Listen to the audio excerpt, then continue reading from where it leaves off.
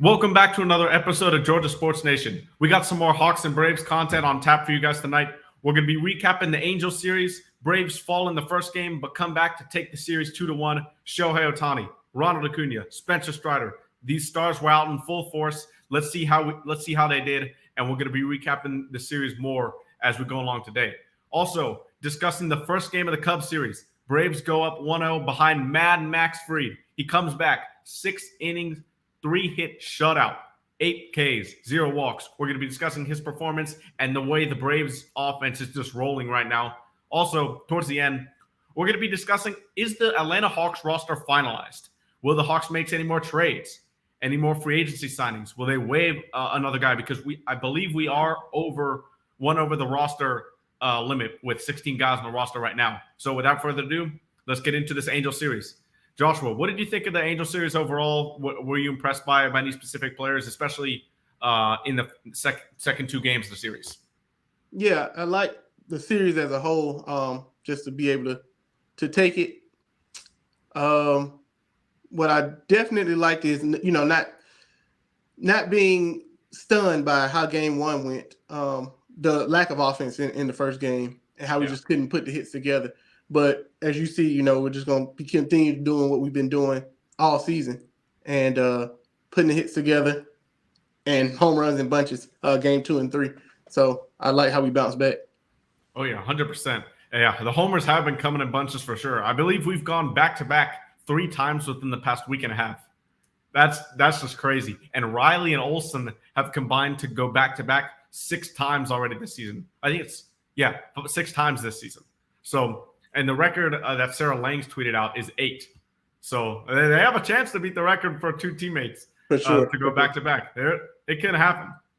Yeah. But yeah, as you hinted at, in that first game of the series, really the Angels got off with a quick start. Luis Rengifo to start the series goes deep. Randall Grichuk and Chad Wallach, who had a 3-hit game, also went deep in that game off Charlie Morton, who had a second straight bad start. But here's the thing: it characterizes as a bad start because of those homers. But the famous saying goes, "Solo homers aren't going to beat you." And he allowed up 3 solo homers, had a sacrifice fly, and that's how they scored all their runs. But really, the Braves offense just couldn't get anything going. So in my mind, it really wasn't a terrible outing for Charlie Morton. He'll say it was bad. It wasn't his best for sure. But solo homers really shouldn't beat you. The offense should have been able to score more against Chase Stillseth. Jeez. Yeah. Like I said, it's just you're gonna run into those games. We had that discussion earlier about it's a long season, 162 games. You're not going to score 4 or 5 runs every game. Some games are going to be pitching duels. Like you said, Charlie will probably think that it was a bad start. Three solo shots and then little bloops here and there. Shouldn't have done it against the team that we have, but they just caught us against the guy. And then he wasn't supposed to start that first game. It was supposed to be Cunny. Yeah. So it was supposed to be him, but I guess you scouted a report for somebody and then they put somebody else in real quick, so you didn't even know. But they said we ain't worried about that. Yeah, that definitely happens sometimes. And that happened twice in this series, actually. Otani was scheduled to pitch the second game of this series, but before this series started, the Angels actually had an off day, and he was pushed back a little bit. So the Braves actually never had to see Otani, which is, both good and bad. As a fan perspective, I want to see the Braves hit against Shohei Otani. Yeah. But obviously, it gives us more of a chance to win more games, win the series when Otani isn't on the bump. So it did help us in the end overall. Yeah. I was fortunate enough, I guess, last year to see him. He had between 8 to 10 strikeouts last year, but we ended up putting up 6 on him late. And it's just amazing to see somebody of that caliber. But as a fan of the team, I don't mind not seeing him. I was also grateful for us to keep him out of, he did not hit a home run against us. So we'll take the singles all day. 100%. And we'll get into a little bit more of those pitching matchups versus Otani in the series, especially Strider. Strider against Otani, he had said some comments about, Shohei Otani in his eyes is just another hitter. And that's a great mindset and everything. But in my mind, did you see what Strider said? Like I he didn't see said, him say that. Otani's just another hitter. He's I treat all the hitters the same with the same mentality, and that's good and all to say in like the public eye and everything. But in my mind, if I'm on the mound and Shohei Otani's coming up versus like Chad Wallach, who, like I said, had a great day in the opening game of the series, but didn't do anything the rest of the series, I'm like, okay, I'm not having the same mindset or the same like nerves level of Shohei Otani coming up to the plate versus a number 9 or 8 hitter. Yeah, but you have to try and have that type of mindset or something to psych yourself out to be like that. But no, he's definitely different. Yeah. So, and like you said, the only run we got in that first game was Matt Olson, and it was his NL leading 36th homer and major league leading 89th RBI. So he's just continuing to tear the cover off the ball the entire second half of the year. Matt Olson last year, if you look at his numbers straight up, it's not really a bad season. But coming off, losing Freddie Freeman and having an MVP caliber guy over there at first base, Matt Olson will probably say he didn't have the exact season he wanted to last year. But this year, this is the Matt Olson that we knew that he could be when he first came here. A guy that's, he may not hit close to 300, but right now he's in mid 260s. He's got the major league lead in RBIs, and he's almost at 40 homers already. He's having a great year this year. Amazing. With almost 2 full calendar months left, it's still crazy. The team as a whole still is amazing me, just by what we're doing with the injuries and things like that, but still being able to persevere and push through. Yeah, and it was funny you mentioned no homers in that series. Otani actually almost did hit a homer in that first game. Oh yeah, forgot about the Michael Harris. Yeah, and Michael Harris in the top of the ninth. AJ Minter coming in to face Otani. Otani sends one to deep center field. Michael Harris is like, nah, I got this. Wall climbs, takes a homer away from Otani. And then we've seen Michael Harris do that, I think, at least 3 times this year. That's what I can remember at least. Yeah, I love reliable defenders in the field. It eases your mind as a fan for one, and I know it's something off the pitcher's bat, something less that they'll have to think about as long as they have a reliable defense behind them. Exactly. And overall in this first game, I think you can summarize it by you got to give credit to the Angels pitching staff. Chase Silseth was great, like we said. Struck out a lot of batters, only allowed the homer to Matt Olson. We couldn't get a rally going. And then Ronaldo Lopez came in for the Angels. We had just seen him a couple series prior with the White Sox because he was traded in the White Sox fire sale this deadline. And he's coming in throwing 100-mile-per-hour gas with that nasty splitter. We know he's a tough customer to hit off us. So I got to give credit to the Angels pitching staff there. But in the second and third game, we got him back. You there? Yeah. Wait. I think your camera froze here.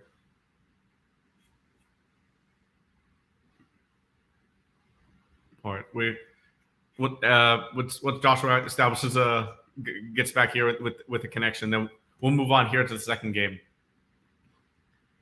And in the second game, it was the complete opposite, almost the complete opposite of the first game. The Braves tack on 5 runs compared to the Angels only getting 1 run.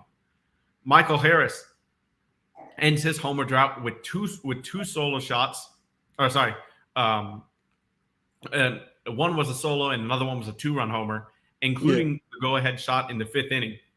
And when the Braves are hitting homers like they have been over the past 3 games, now with the second game of the Angel series, 3rd game of that series, and the 1st game of the Scud series, with the way the pitching staff has been this entire year, really, it's really going to be hard to beat this team. I really don't see anybody who can really go toe-to-toe pitching and offense-wise with this team right now.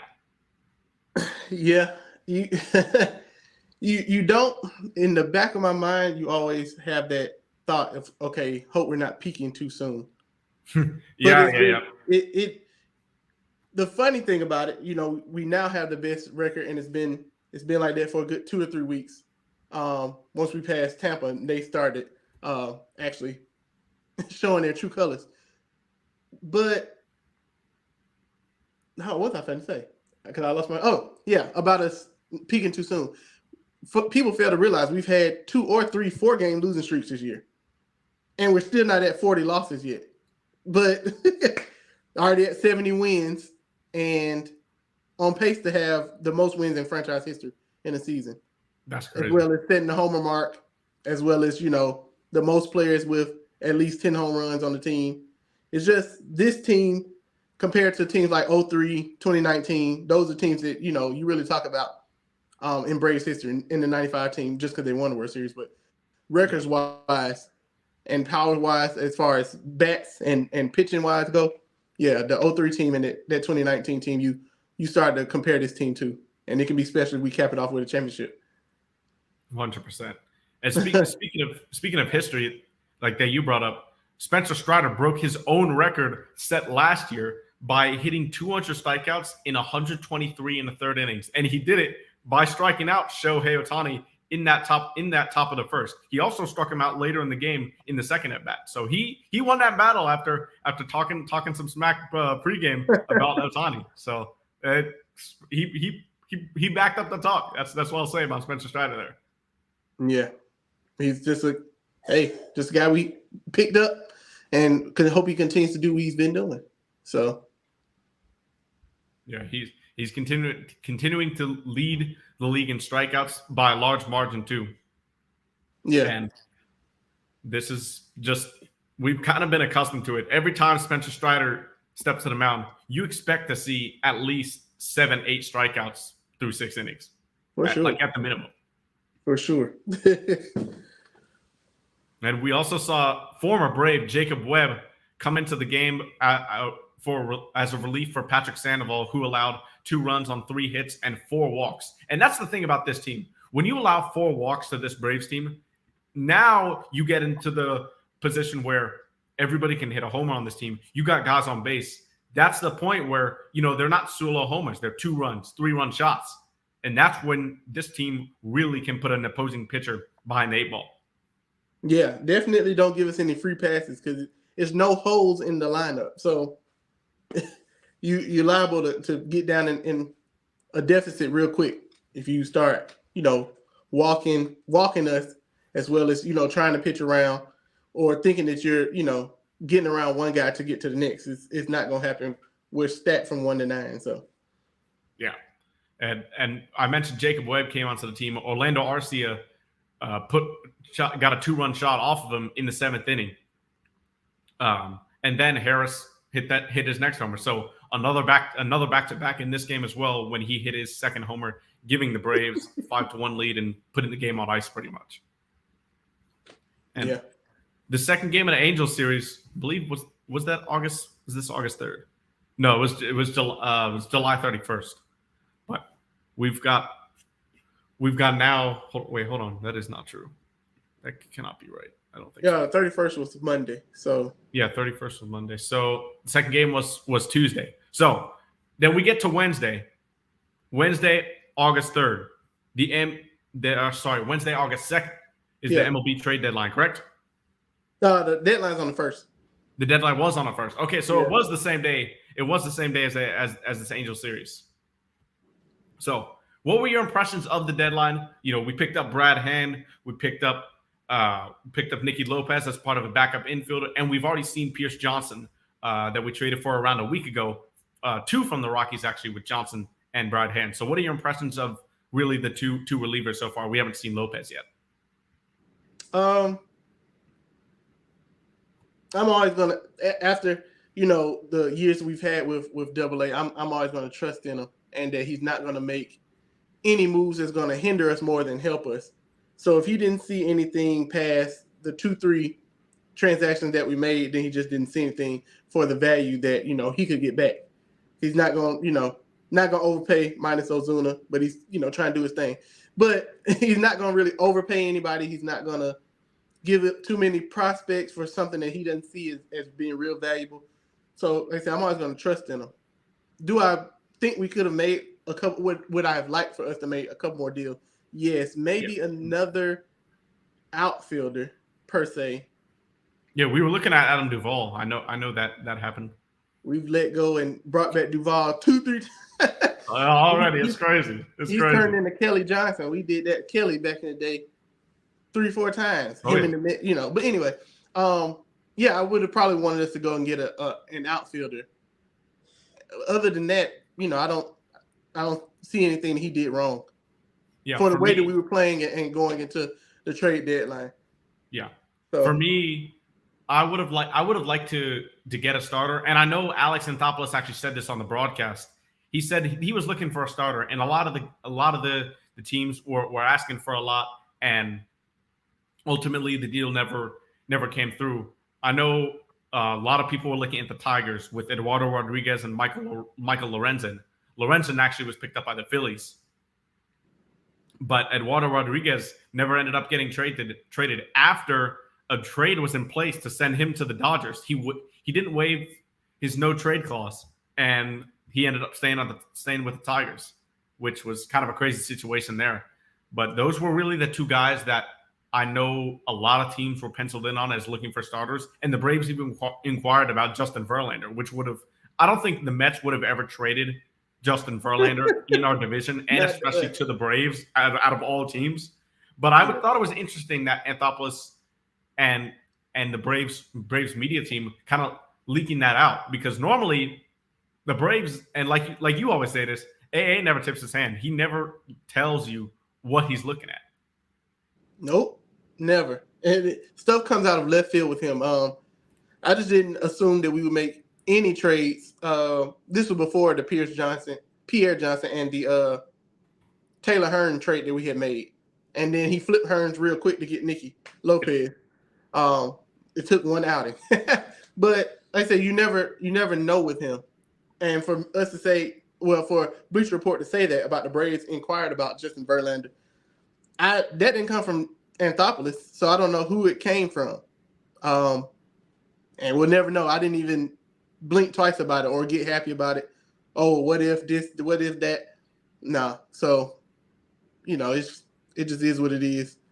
We didn't, and to earlier points that we had earlier this season, we made 2 or 3 moves in the offseason, and that was it.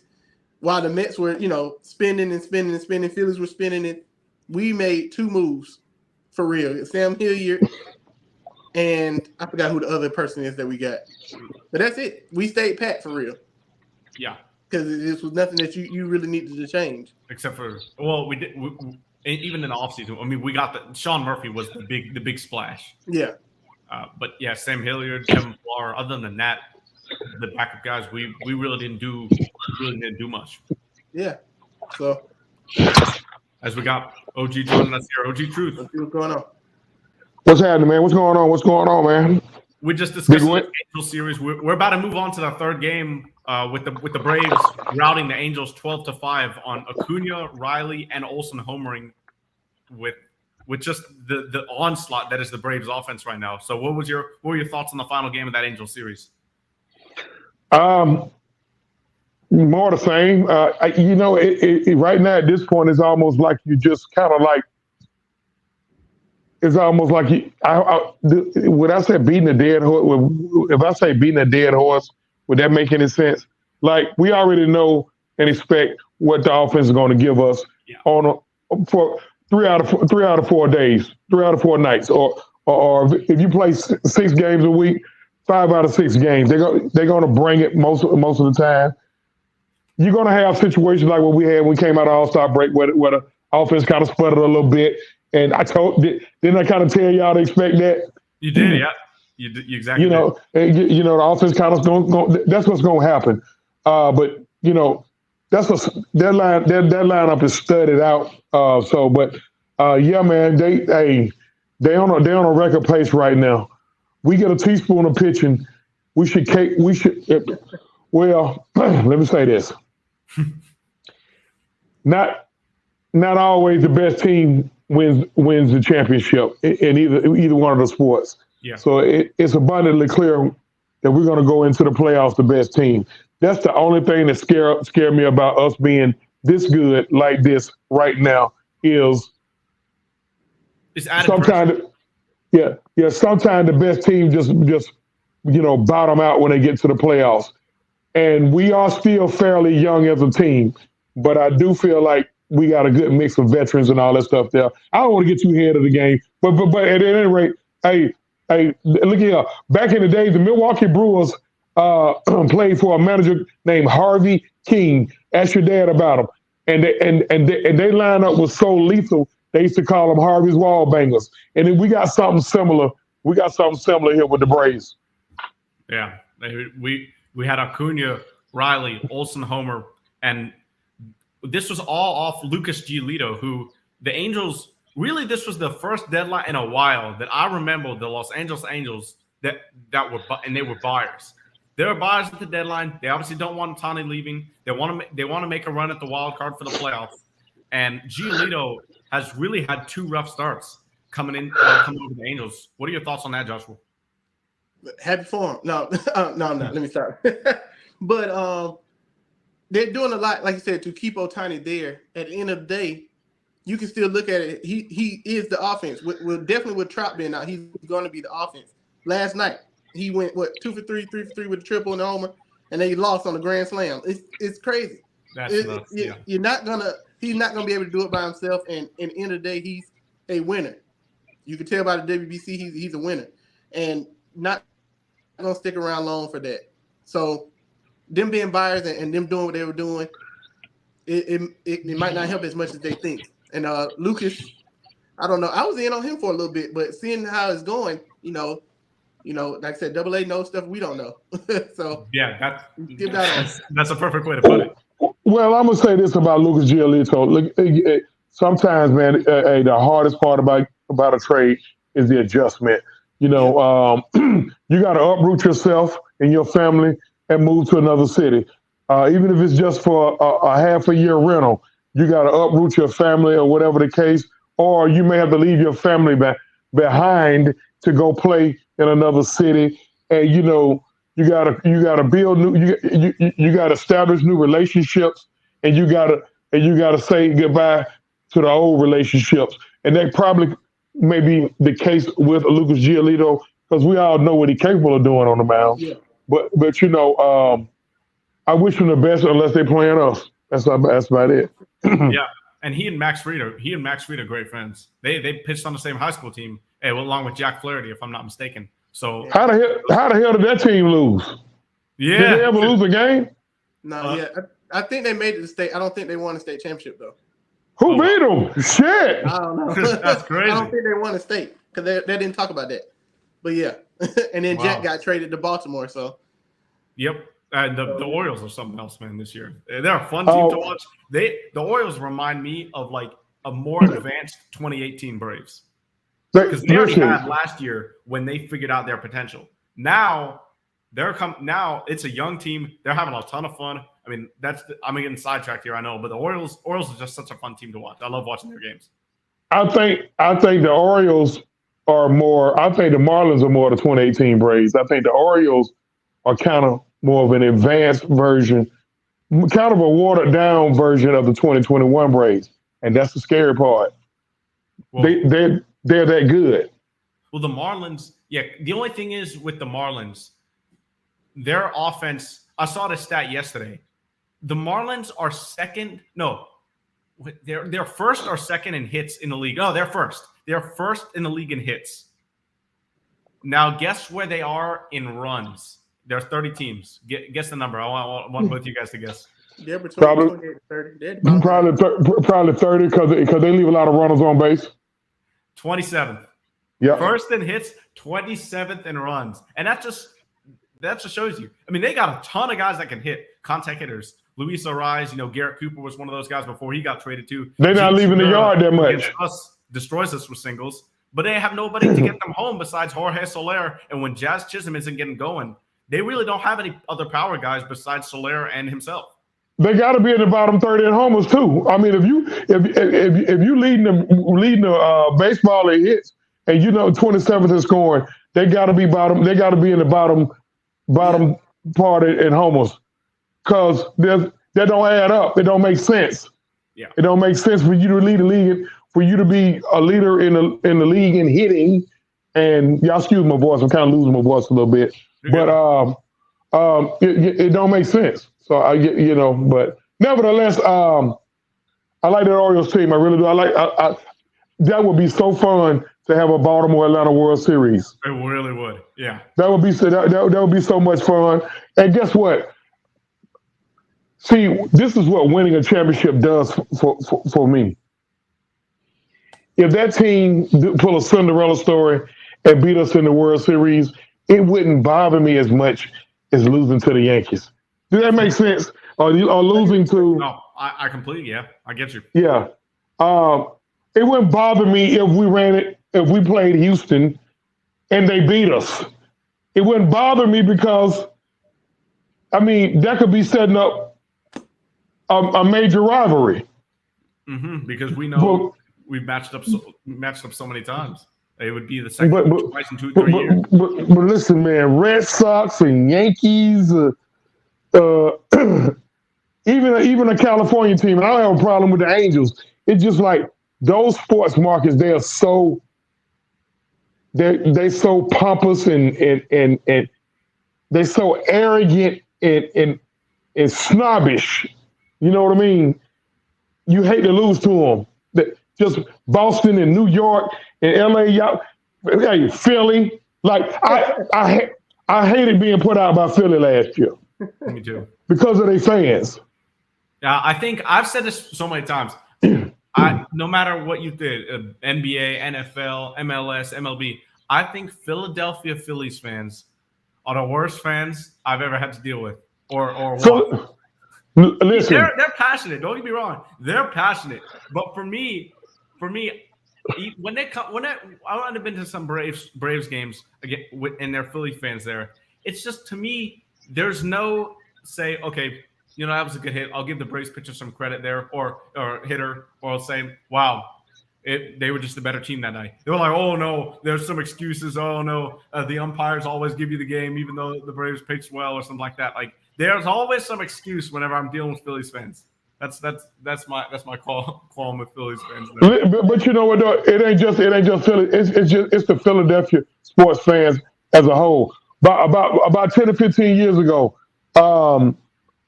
somebody came. I think it was a Washington Redskins. So Philadelphia Eagle fans, they murdered a Washington Redskins fan, bro. Murdered the man outside the stadium. Trey Young got spit on up there. Yeah. Back in the playoff. Yeah. They some ignorant motherfuckers. They some ignorant folks, bro. I can't deal with them. I can't talk. I've been to punch one of them in their shit. You know how I move, Mikey. I'm not a violent dude, but they just something else. Nevertheless, long story short, I don't like losing to those type people. Losing to the Baltimore Orioles wouldn't bother me as much. I don't want to lose to nobody. Don't get me wrong. So please, Georgia Sports Nation, I am not saying I'll be cool with losing. No, I want to win every freaking thing. But it would be a real interesting to see a Braves Orioles World Series. And I'm not trying to get ahead of myself. But right now we the top two teams in baseball. They got a second best record in baseball right now, right? Yep. Mm-hmm. Yep. So, but yeah, they're playing well. And in the third game of the Angels series, we got to see the second start from Yonny Chirinos, who we picked up off waivers from the Tampa Bay Rays.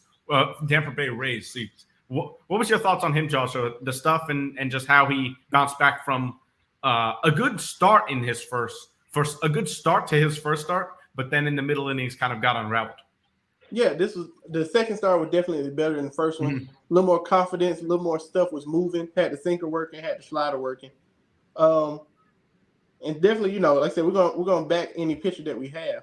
So his confidence is gonna build the more starts that he gets, and we'll see. Like OG was saying, you don't try and get ahead of yourself. See if he makes a postseason spot, whether it's a long reliever or as just a spot starter we might have in the postseason. But he did all right. He did all right. Yeah. Oh yeah, for sure.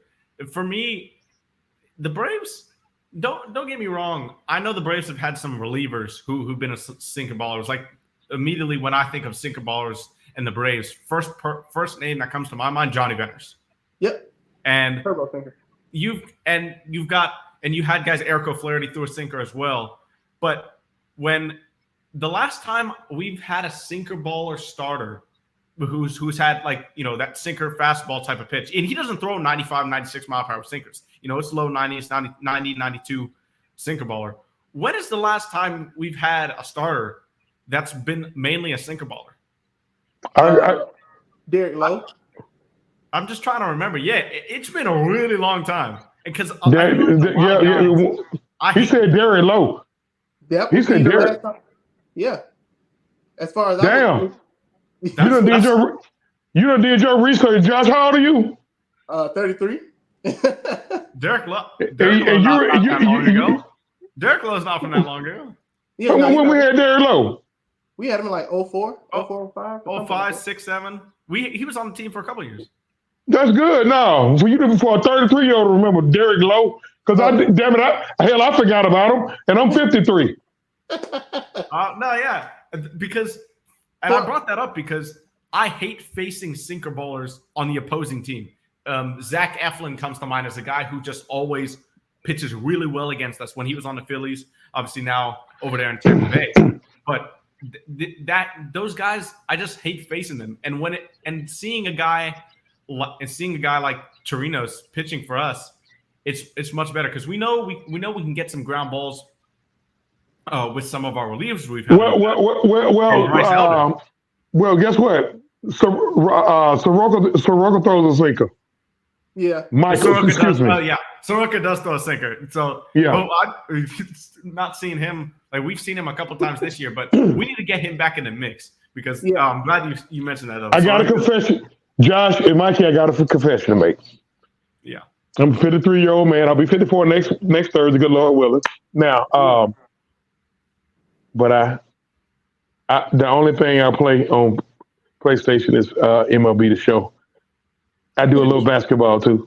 So I never play MLB The Show. And when you were talking about hitting a sinker, I can't hit a sinker or a cutter for shit, man. Because I run a season with the Braves, of course, and whenever we facing a sinker and a cutter,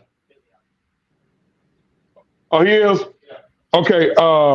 Whenever whenever I face somebody that throws a sinker and a cutter, I catch hell, man. I catch it. I catch it, man. But listen, Mikey, I got a hit and run. I got to go. I got granddaddy duty to do, man. Hey, good chopping it up with you guys, Josh. Mikey, I'll be back next week, man. All right. Sounds good, OG. Okay, y'all be good. Yeah. All right, see y'all.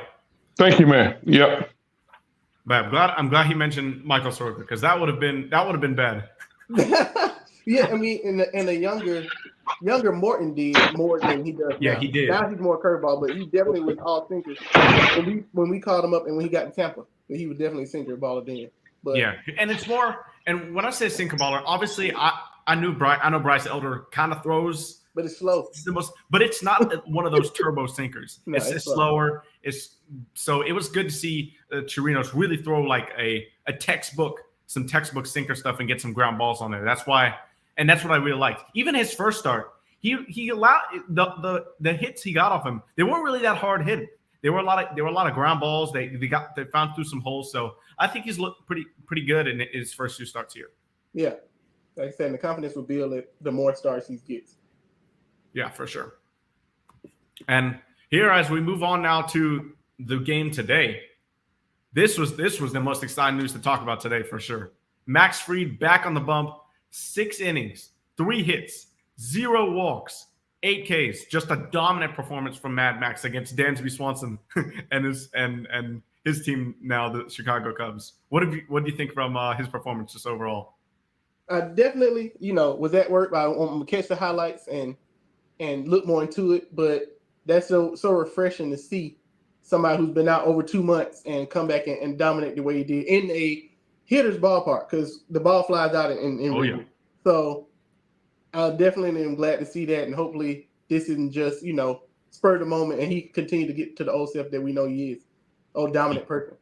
100%. And you've got Max Fried, like you said, 2 months. His last start was May 5th, and he comes back. And the Chicago Cubs are not a bad team. They've been one of the league's hottest offenses coming into this series. They were just on a winning streak until it got snapped in the series before. So it's not like they were just a mid team.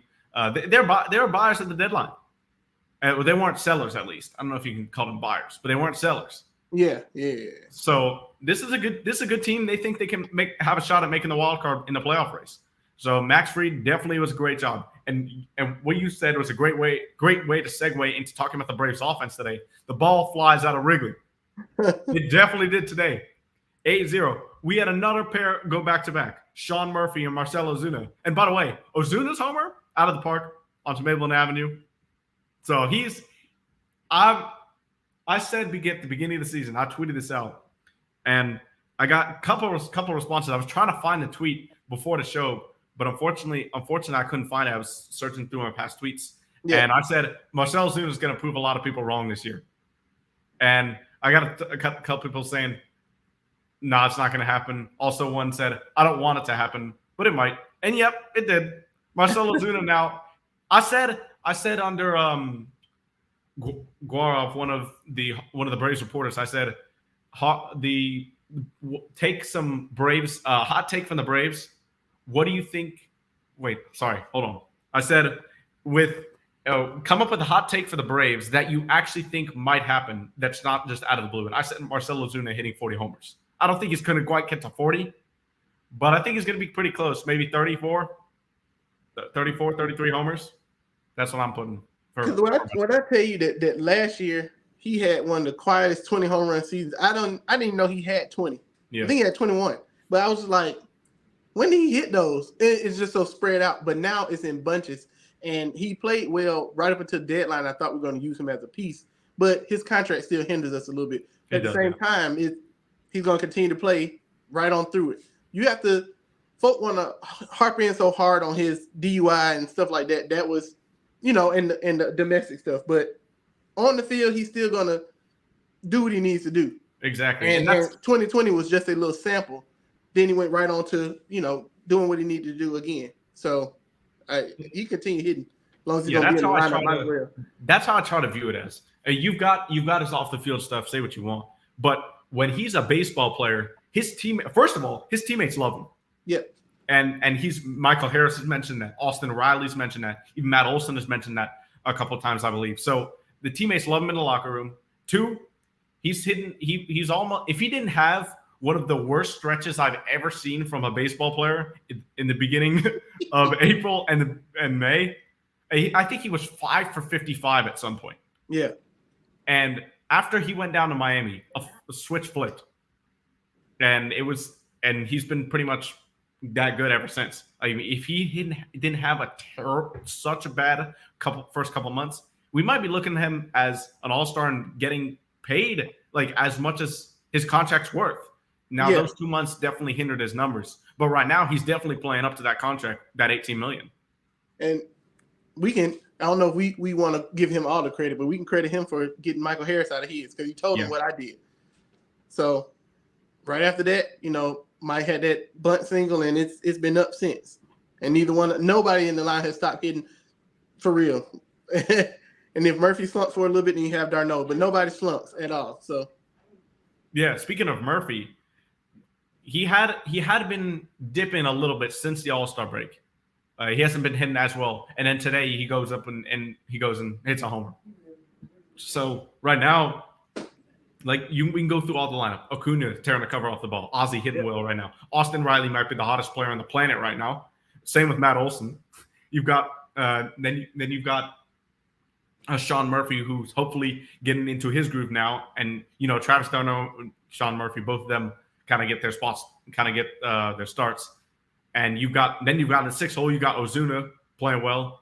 Eddie hasn't been exactly tearing the cover off the ball, but he hasn't been terrible.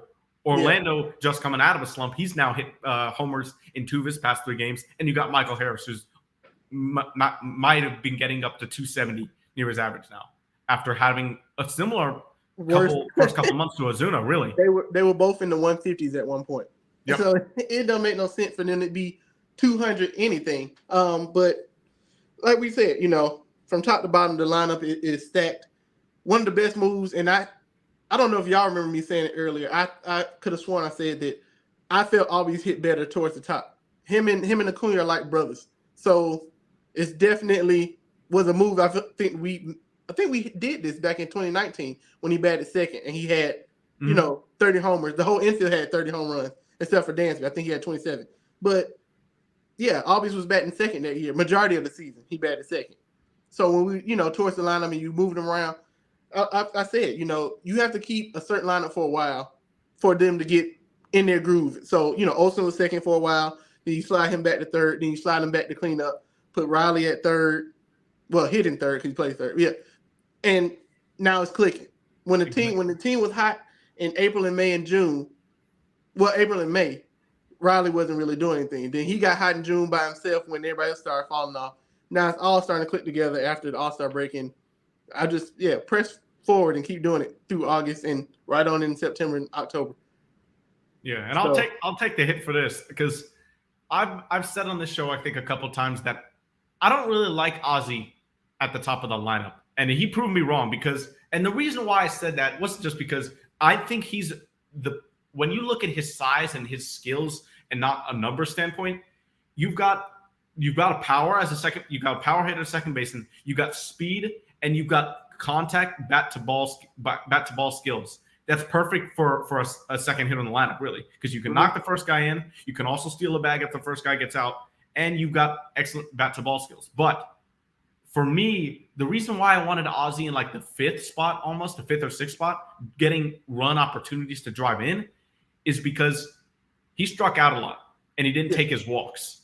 This year, he's doing so much better taking his walks, not trying to do too much, taking what the pitcher gives him. And that was the complete change that I really wanted to see from Ozzie. And he's taken that approach. And you've seen that the second hole was kind of a little bit weird. We had Dansby there for the majority of the year. Last year, it was a weird year with Ozzie last year, being hurt a lot of the time. But him being healthy pretty much this entire year has been a huge, huge difference, I think, for him. Because it's been a couple of years since we've had Ozzie in there penciled in for almost 150 or so games. Yeah. Like I said, since that 2019 year. And those numbers are looking similar if he doesn't, end up breaking those personal bests. But us being healthy lineup-wise definitely has helped or almost overlook the fact that we've had so many injuries pitching-wise. Because if we, if we talked about it, I said that somebody on Twitter was like, okay, the Braves have been running a 3-man rotation. They have Strider, Morton, and Elder all have 20 starts. Nobody else has more than 5.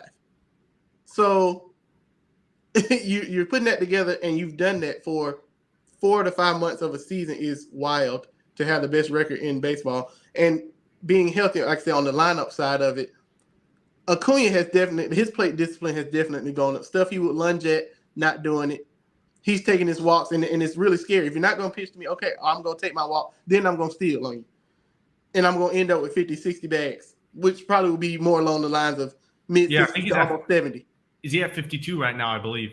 Yeah, with 2 months left. He might get to 70. He's already the first 25. He could be the first 30, 50 person in baseball. Braves. Yeah, Braves-wise. Because Eric Davis and I forgot who the other person was. I don't think it was Ricky. Somebody else. He's not hitting that many homers, I don't think. Yeah, no. Ricky did one time. I think he had 40 once. Oh, he did? He hit it once. Okay. Yeah, but as far as that, he would be the first 30-60 period, but he would be the first 30-50 in Braves history.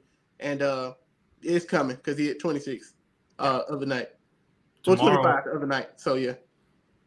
Exactly. And tomorrow, Wrigley Field, they have a lot of day games there. And tomorrow's another 2:20 start. We got Sunday Bryce Elder on the bump facing Javier Assad. And Bryce Elder, I'm really looking forward to this start because coming out of the All-Star break and in the start right before the break against the Rays, we saw Bryce had 3 bad starts. He bounced back last start, had a great one. And let's see if he can do it again, see if he can, carry that momentum to this one tomorrow because I saw some people saying the regression monster has hit Bryce Elder. We might be in an emergency situation and only have 3 quality starters because Morton's had a great year. I don't care what you say. Morton's had a great year. Yes, he gives up his homers. Yes, he He'll walk some people, but for the majority of the time, he's going to get 5 or 6 innings. He might give up a homer or 2, but he's had a great year. And then you've got obviously Max Fried and Spencer Strider. But Bryce Elder, after those 3 starts where he really struggled, people were saying, are we in trouble? But he quieted them down with the last start. So let's see if he can do it again tomorrow. Yeah, definitely hope he continues. He was top 2 going into the All-Star break in ERA. I want to say he's like 8th or 9th now. He's up to a 3.3. Got a 3.18 now. 3.18. Okay, yeah. So he should bounce back. As long as you keep the ball low. His struggle was as a sinker baller and one who does not throw in the mid-90s, you can't leave it up. Mm-hmm. And that's what he's doing. He's walking too many. He's walking 3 or 4, 2 to 4, and then you're leaving that sinker up. So they're going to definitely dial in on that. Yeah, he has to start at middle, and then it breaks down. Yeah, so exactly. He'll get it. I believe in Kranitz as well to get them back together. Yeah, Kranitz has done an amazing job this year. Tackling the pitching staff when I believe you said it, you had Schuster, you had Dodd, AJ Smith-Shawver, Michael Soroka. Those guys have all had less than, you said 4 starts? Yeah, between 4 to 5 starts. Those guys have all had no more than 5 starts. And to just have 3 consistent starters with Strider, Morton, and Elder, you've got to really credit Cranny's job to be able to handle that pitching staff and get everybody to be their best version of themselves, because he's had a lot to juggle. Yeah, you lost Chavez. We don't know when he's coming back. Dylan Lee is on the 60. No Matzik this year. So it's no Nick Anderson. He's on a 62. Hopefully Dylan Lee's coming back in the next couple of weeks is what I heard. But Minter coming back is huge. We needed another lefty, especially you need another lefty with Lee out. And Brad Hand. Brad Hand is a great pickup. That, for me, Brad Hand is a guy we really needed, because we get a great setup man. And if Iglesias is unavailable, he's had a lot of experience closing big games. So in a pinch, we have Minter who can close a game or 2, and Brad Hand if one of them's unavailable. So that gives us some flexibility, and I think Hand can come in and be a high leverage guy, especially as a lefty specialist. Yeah. Because that curveball's nasty. That is what Brad Hand's been known for. That's why he's an all-star for his first couple of years of the seasons. For his first couple of years in the league, he led the league. He led the league in saves a couple of times. Then that curveball's been his bread and butter.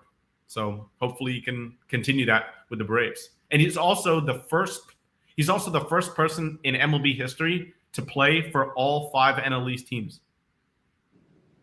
I think that's what Sarah Langs just tweeted. I can double check that, but I believe that is true though. Yeah, because Kelly Johnson played on 4. He didn't play on the Did he play on the Marlins? Kelly Johnson? I don't believe. No. I think it was the Nationals. Okay, yeah. I know he didn't play. He played on 4 out of 5, so he almost would have. Well, actually, he played on Orioles too and the Yankees, so he would have been the first one to get all the East. So the current NL East team. So yeah. She tweeted, with his Braves debut, Brad Hand is now officially the first player to play for all 5 current NL East teams. So maybe when they were the Montreal Expos or other teams that. Or the Florida Marlins, maybe somebody did. But, Miami Marlins, Washington Nationals now. Now he's the first player for the current NL East team. So that's pretty cool. Okay. Any other Brave stuff before we briefly discuss the Hawks here? I think we've covered everything. They've wrapped it up for us real nicely. Definitely. All right. Now, as we get into this Atlanta Hawks talk, we got a little bit more let's say 2.5 months left at the start of the season. We start late October, early November is always when we start. So do you think the Hawks roster is finalized for training camp? We discussed. No, we don't. No. I don't believe so either. For me, I think we will end up trading Clint Capella. Even though we will take a hit rebounding wise, I think it's the best move for the organization. Now, I want to make this very clear, and I've said this multiple times on the show. I like Clint Capella. I know what he brings to the team. He's very valuable. That's why a ton of teams around the league want him, especially Dallas.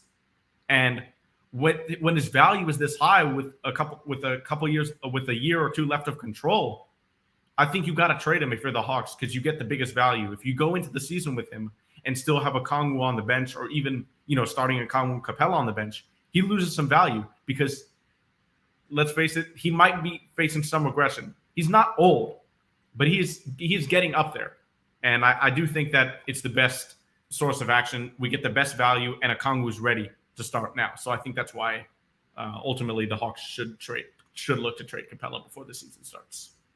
Yeah, he was one of the names when we talked about it earlier. Not me and you, but me. Well, it is me and you. Me, you, and Big Ant talked about it. Who, when the season ended, when we got put out, who do we think was going to get moved? And the same two names came up. It's Collins and Capella. And who would get moved first? Who had the most value? I didn't think it would be Collins first, but since I said Capella as well. Yeah, since his name had been swirling for the past 2 years, then it was just kind of like, okay, yeah. But with Capella, it's probably best to go on and do it now, just like we did, Falcons with Matt Ryan. Rip the Band-Aid off, and not as far as you said taking a hit rebounding wise. So yeah, we will definitely be doing that. And depending on the night, his defense. Yeah, but depending on the night is a good way to put that. Yeah, depending on the night. But I mean, you probably do have to move on and get what's his highest trade value now. Yeah. So Keyshawn, when you say you'd rather keep the same roster for right now, who are you starting at the 4 now that John Collins leaves? You can have DeAndre Hunter slide to the 4 and put in Saddiq Bey at the 3. Also, Jalen Johnson's an option there. So who are you starting right now? If you were the GM, or if you were Quinn Snyder and the season started tomorrow, who are you starting at that 4? Because for me personally, I think I'd like Jalen to start for his defense. And this is me saying Clint Capella is still on the team. I'll do both. For me, if Capella's still on the team, I think you have to start Saddiq Bey at the 3 and move Hunter to the 4. And here's why. I'd love for Jalen Johnson to start defensive-wise, but you've got Trey and DeJounte, 2 excellent guys in the pick and roll, and Quinn said we're going to go away with less pick and roll, move more into a motion offense, 5-out type of shooting a lot more threes. We need still a lot of spacing for that. And when you have Jalen Johnson and Clint Capella, or Jalen Johnson and Onyeka Okongwu at that 4 and 5, that definitely limits some spacing. So while the defense is great, I think you have to start Saddiq Bey at the 3 and put Hunter at the 4 along with Capella if that happens. Now, if Okongwu is the starting center on day 1, I think we can get away with Johnson and Okongwu and then Hunter at the 3. I still think it would be a little bit cluttered, and I would rather see Saddiq Bey at the 3, Hunter move down to the 4 with Onyeka starting. I know that's small, but I think that with Jalen Johnson's offense and that 3 ball not being there as of right now, I think you can't start him with Capella. What do you guys think about that? Yeah, well, he ended up answering and saying Jalen. Yeah. Yeah. If that's what you can kind of see, that's what Snyder wants to do, shoot more threes. And he's definitely not in the business of, we've missed a couple and we're going to stop and start putting it in. No, he still wants you to continue to shoot out of the slump. So if we're moving more to a motion and 5 out, the lineup that you said, it makes more viable sense because we know Hunter can shoot it. We definitely know Saddiq can shoot it. And, DeJounte, depending on the night, and Trey. Then you'll need somebody to rebound. Then on the second unit, you'll have Patty Mills shooting it. Yes. Bogey can shoot it. And then you have Jalen Johnson, who's still learning. You know what I'm saying? His 3 ball is coming along. Yeah, I think the main thing for Jalen right now, and I want to see it at the beginning of the season, is the confidence from beyond the arc. Not necessarily, yes, I'd love for him to make them, but when especially in the Boston series, you saw Jalen Johnson on the offensive end, they really didn't guard him at all. They let him take those 3s. Yeah. Okay. So if he can have the confidence to make those and take those, then I think we can get away with starting Jalen Johnson and DeAndre Hunter at the 3 because, yes, Drake can shoot it, but he's not the volume shooter that you really need to pay attention to off-ball movement-wise every single time, like a Bogey, Saddiq, or AJ. Yeah. I.e., why we should have picked Cam back up. I'm sorry, I'm off of that. I'm definitely still upset about that. But hey. Yeah. I do agree with this though. Bogey and Bay coming off the bench. I would rather Sadiq Bay come off the bench, but if we don't trade Capella and we still have DeAndre Hunter, who I assume, as long as Pascal Siakam is not an Atlanta Hawk, I think DeAndre Hunter stays here because he's the main piece that package would be, trade would be around.